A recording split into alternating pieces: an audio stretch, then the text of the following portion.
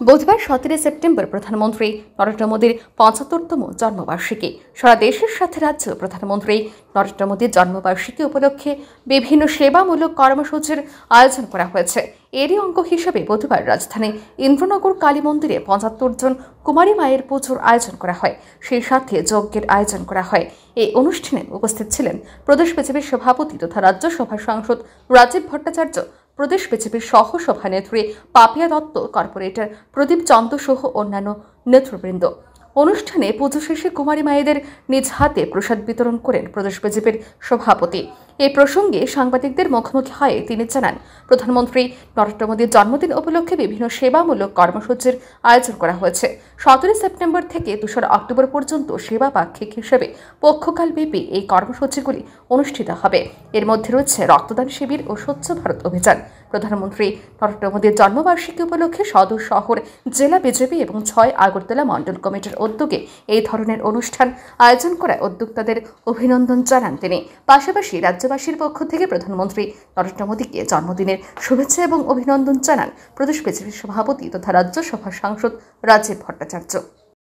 আজকে আমরা সবাই জানি আমাদের দেশের যশস্বী প্রধানমন্ত্রী নরেন্দ্র মোদীজির আজকে 75তম জন্মদিন। এই জন্মদিন উপলক্ষে আমরা ভারতীয় জনতা পার্টির তরফ থেকে বিভিন্ন সামাজিক কর্মসূচি এবং ওনার জন্মদিনটাকে উদযাপন করার জন্য আমরা সেবা পাক্ষিক হিসাবে আমরা আগামী পক্ষকালব্যাপী আমরা বিভিন্ন কর্মসূচি বাস্তবায়ন করি। তার মধ্যে সবচেয়ে বড় যেটা রক্তদান থেকে শুরু করে স্বচ্ছতা থেকে শুরু করে বিভিন্ন কর্মসূচিতে আমরা অংশগ্রহণ করছি।